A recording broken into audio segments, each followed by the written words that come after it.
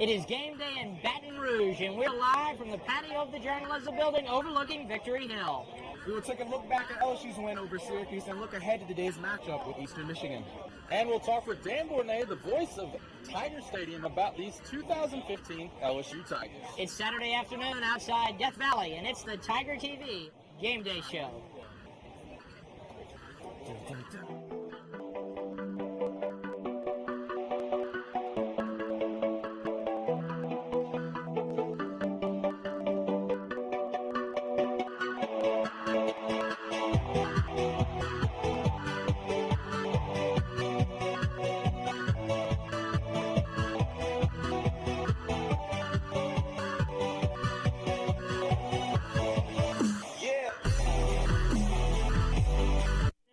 And welcome to the Tiger TV Game Day Show. I'm Mitch Rabalais, alongside me Reggie Chatman and Brandon Hilliard.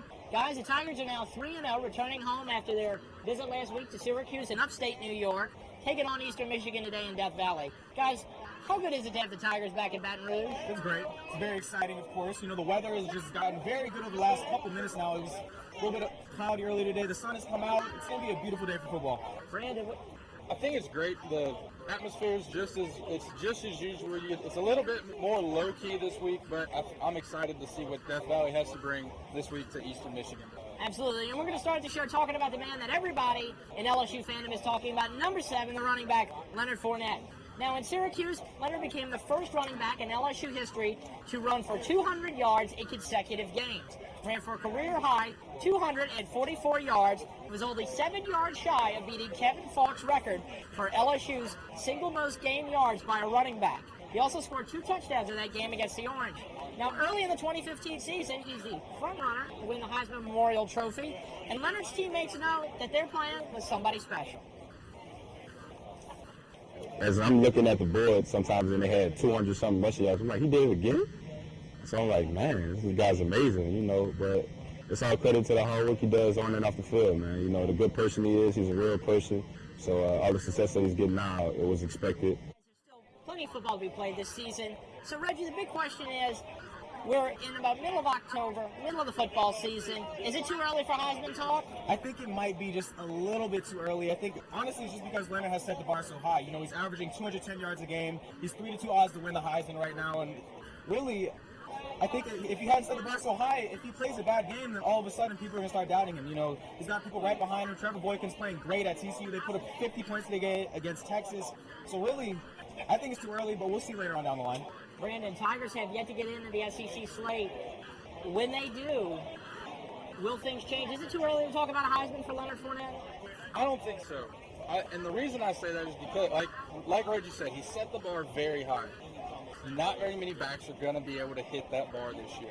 And I believe that Leonard Fournette is going to hit that bar at least 95% of the game.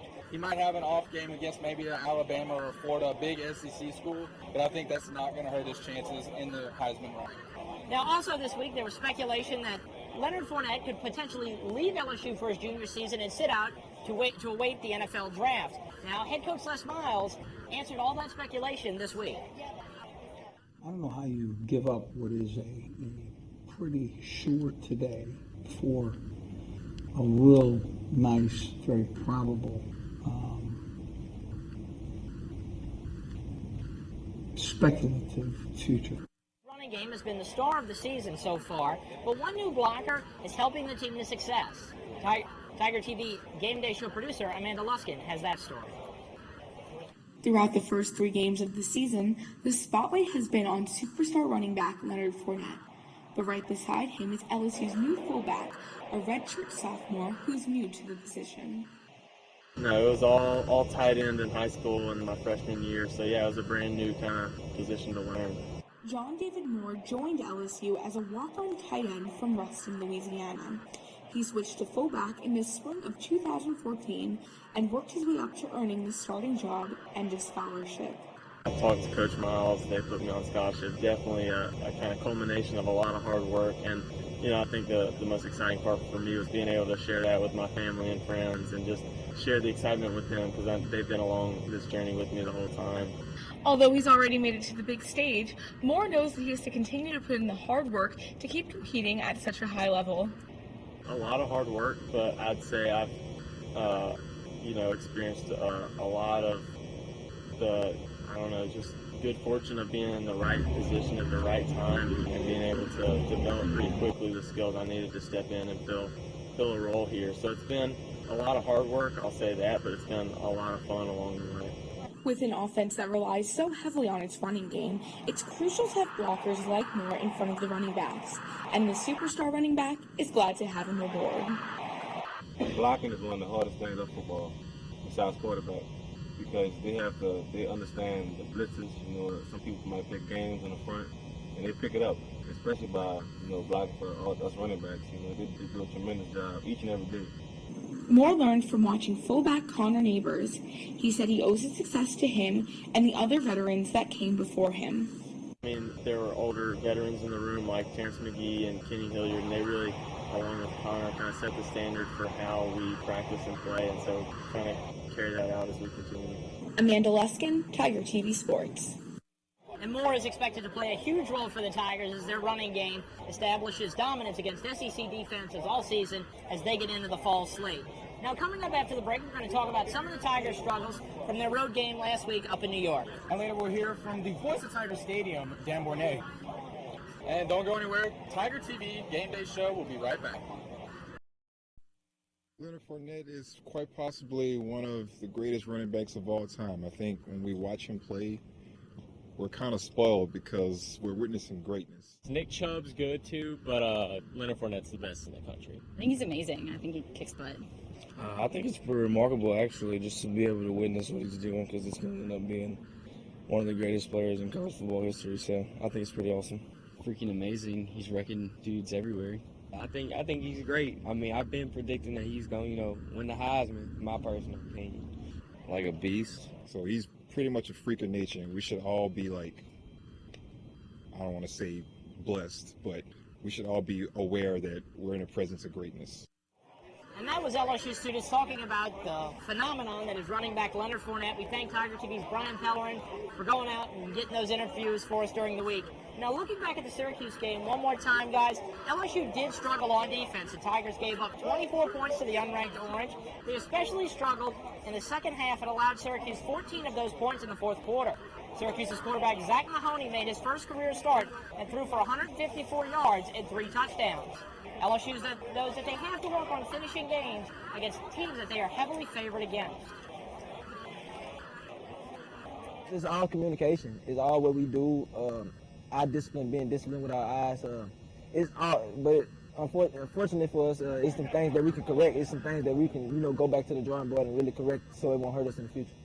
And struggling late in games is nothing new to LSU. So, guys, my question is, how much do you think these late game struggles can impact the team later on in the season, Reggie? Oh, it's going to be crucial that we can, fix it. Because if the Mississippi State game is any indication that our defense might fall off near the end of the game, we might have some trouble coming down the line against teams like Alabama and Ole Miss and Florida in the coming weeks. We gotta fix that.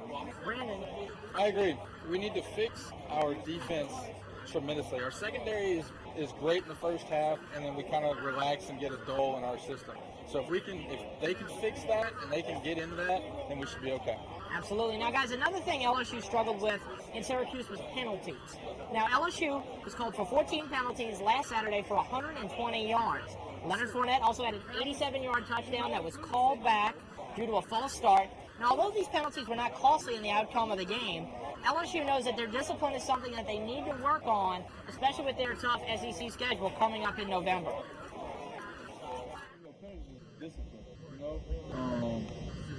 Especially the kind of penalties that we had, whether it be holding. Sometimes wrestling don't make, a bad call here and there, but you're trying to eliminate that as best as possible by keeping the technique and just trusting your ability. Now, guys, LSU's penalties held them back against a non-conference opponent. Can this become a major issue as the Tigers get deeper into SEC play with the Alabamas and the Ole Misses on the schedule, Reggie? Definitely.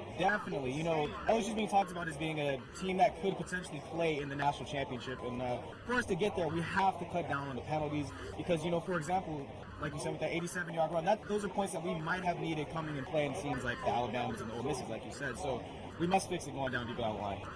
Brandon, something Kevin Steele and Ed Ogeron need to work on the defensive side of the ball with this SEC slate coming up? I think watching the ball is going to be the key for the defense at this point. Jumping off sides, anything like that, we've got to learn how to line up better on the ball and watch the ball and just move to the ball. We can't be too aggressive, but we can't be too relaxed. We got to find that median. Absolutely. Now, coming up after the break, I sit down with the voice of Tiger Stadium, Dan Mornay, talk about his career and what he thinks about this year's LSU football team. It's a Tiger TV Game Day show, and we'll be right back. Welcome back to the Tiger TV Game Day show. I'm Mitch Rabalais, joined by the longtime Tiger Stadium PA announcer, Dan Mornay. Dan, thank you for joining us. Mitch, it's great to be with you. Thanks. So what's your favorite part of the job of being the PA announcer in Tiger Stadium? Well, I think game day, of course. I don't tailgate because I work. So I walk into the stadium about 3 or 3.5 hours before the game, get what we call flip charts, where we look at the names and the numbers of all the players and pronunciations. And then the game breaks out after, pregame. And then it's fun to watch. It's fun to be a part of the action, but not in the action, okay? It's fun to call the plays after they run them and really not try to second guess the coach, because that's not my job. My job is to say who ran the ball, who made the catch, whatever, and who made the tackle and down in distance, and then be quiet. So like Shakespeare said in Hamlet, the play is the thing, and it really is the thing. It's the play. It's not about the PA guy. So you've done this since 1986. What is the most impactful game that you remember in your entire tenure as the PA announcer?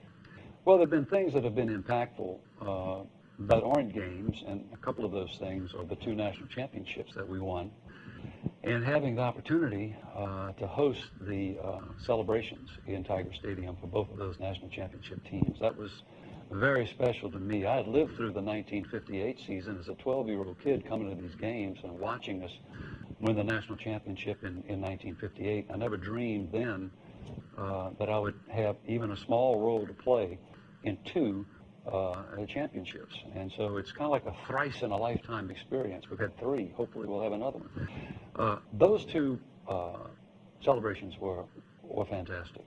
Tiger band, team, families, coaches, the whole bit. So I want to move into this season. We had the first game, of course, against McNeese State, which lasted about a total of 12 minutes and 9 plays. What was that like for you as the PA announcer? Because that's something that hasn't really happened over the course of LSU football, to have a game start and then not finish. And you're right, it's never happened. And we actually played under 5 minutes. That was the total play time was under 5 minutes. And it's never happened. We canceled the season back in World War I, but the season never began, so it was canceled. This game began, and it's the only time that anyone can remember that we actually had to stop a game and then cancel it. Now, people kid me about, well, what about this chance of rain business? Okay, well, I said, look, it wasn't the rain that stopped the game. It was lightning. So I don't predict lightning. I just predict rain. Honestly, when there is a heavy dew or a heavy mist, as Coach likes to say, you can play football in rain, but the lightning you can't. So it was almost a time warp, the amount of time that we waited to see those lightning strikes. Well, this season, one of the big storylines has been Leonard Fournette's emergence as a running back. You mentioned earlier you were around for Billy Cannon, the 59 title team. You were around for Jerry Stovall, Kevin Falk, a lot of the great LSU. Charles Alexander. Oh, don't forget Charles Alexander. Absolutely. A lot of the great LSU running backs. Where is he in that company? Well, he's heading into that company. He's a great back. He's got a lot of games ahead of him, and I think if he stays healthy, and if our offensive line continues to block like it's blocking, including our old intern, Gerald, on the left side, then Leonard is going to be among the greatest of all time at LSU. But you have to have a few things come together before that can happen. You have to stay healthy. You have to learn to deal with the defenses who are going to be keyed on you. You have to have a healthy offensive line. All those things work out, then I don't think there's any end to his potential. You've been around for all 3 of LSU's national championship teams. Do you think this 2015 squad has the potential to go that distance? Well, I think every LSU team has had great potential. It's really too early to put that trip on these kids. And I'm not ready to say that any team has potential to be a national championship until you play the next game. I was around when we got beat by a team called Miami of Ohio. I was around when we got beat by Alabama Birmingham in Coach Saban's first season here. And so I'm not I got a little coach in me, okay? I'm not the kind of guy that looked down to January of 2016. I'm looking to this Michigan team that's coming in to see what they've got, because that is the next game, and that's all you should be focused on right now. So I want to ask, you have several phrases that you use throughout a game that have become part of LSU lore, and for lack of a better word, have become iconic. How did some of these come about? The chance of rain never, Saturday night in Death Valley. How did these come about? Well, you don't ever coin a phrase like that in hopes that it becomes iconic. These things just kind of happened. I used to say, "Here come the Tigers." Then I would say, "Here come the Fighting Tigers." So Steve Carter, who used to work here in the athletic department, was the assistant athletic director, who's now in the legislature, said, "Dan, I go to these NBA games, and those announcers say, 'Here come your Atlanta Hawks. Here come your Chicago Bulls.'" So he said, "Why don't you consider saying, 'Here come your Fighting Tigers'?" I said, "That's great." So I said, "Here come your Fighting Tigers of LSU." So Herb Vincent, who used to work here as well, now runs SEC television for the league. He said, we ought to try to capitalize on this Saturday night mystique. He said, "Can you incorporate something in there that has Saturday in it?" Well, Saturday Night Live, it's taken. We couldn't do that. So I said, well, let's just try this. And let's just say it's Death Valley instead of Tiger Stadium. Let's get it really into something that people could identify with. I just threw it out there, and it worked. And now people expect it. It's Saturday night in Death Valley, and here come your Fighting Tigers of LSU. It was a committee that put that together. It wasn't the genius of old Dan Bornay, because he didn't have any. Chance of rain, growing up in Thibodeau, we'd come to these games in the 50s, and my aunt would say, "You don't have to bring a raincoat because it doesn't rain in Tiger Stadium. I don't know where she heard that. I don't know where she found it. I've been hearing it since I was a kid. And for years, as the PA announcer, I would just give the weather straight up. I would say it's 88 degrees. Humidity is, usually 100%. Wind from the south at 10 miles an hour. Chance of rain, 40%. I would give it straight. And one night, almost, it just came off my lips. It wasn't designed to be a forever phrase. I just said chance of rain, and I said never. And that's how it happened. It wasn't planned. It wasn't, let's make a saying so we can put on T-shirts with umbrellas. None of that. It just happened. Now you got to say it. The fans say it back to us before we say it to them. So it's kind of fun. But there was no genius in this. It just happened. Just came about organically. Voice of Tiger Stadium, Dan Bornay. Dan, thank you so much for joining us. Thank you, Mitch, and thanks to all of your colleagues for what you do. Oh, well, thank you. This is the Tiger TV Game Day Show. We'll be right back. And that is the 325-member All-American Golden Band from Tigerland. Founded in 1893, performed their first halftime show in 1924, guys. The year Tiger Stadium was built. Been playing those first four notes since 1964. They're in the middle of Touchdown for LSU right now. It's written by Huey Long and Castro Carranzo in 1932, guys. Quite a sight. Always gets the chills going here for LSU Game Day. The Golden Band. We'll be right back after this. Everybody brings like sandwiches, po' boys, chicken, finger snacks, because we don't know how many people are going to be here. But with our tailgate, as you see, we've got 4 tents set up, and we usually have about 5. Biggest thing really is there is no difference. You're going to come out here, you're going to bring it, you're going to have fun, you're going to tailgate. One thing that I see a lot more of, though, at games like this, there's a lot more kids running around. Today's game is perfect. We had weather this morning around 52 degrees, little slight wind from the north, maybe 10. It's good. When the sun was out, we were comfortable. With the shade, it's a little chilly. It's definitely a little more laid back whenever it's an out-of-conference game. Up against Eastern Michigan, guys, the Tigers are a 45-point favorite. I'd have to do some research, but that may be the biggest line in the history of LSU football. So, predictions and keys to the game. Reggie Chatman, get us started. Easily, the key to the game is just honestly just to show up. I saw them walk down the hill just now, so they're obviously in the stadium, so they will be showing up. It's just we got to put the points up. I'm saying the Tigers will go up 50 points, and then I think East Michigan might get 7. It's not going to be close, people. It's not going to be close. Brandon Hilliard, what you got for us? I agree. Show up, but the biggest thing is we need to play defense. We need to stop the penalties. We need to be successful this week. So we need to keep on track, get this win. And I think I'm going to say 45-10. I'll give them 10 points. Now, guys, let me ask you something. The Tigers had a tough game against Syracuse. Eastern Michigan's coming in. They got some momentum. I mean, I don't know. Oh, wait. I do know. What? I'm going with the Tigers. Of course. 57-3. They get a field goal late in the game. Tigers win the ball game. Goodbye, Eagles. Go back to Ann Arbor. So long. Farewell. For the Tiger TV Game Day Show, I'm Mitch Rabalais. Alongside me, Reggie Chatman and Brandon Hilliard. Have a great evening, everybody, and enjoy the ball game.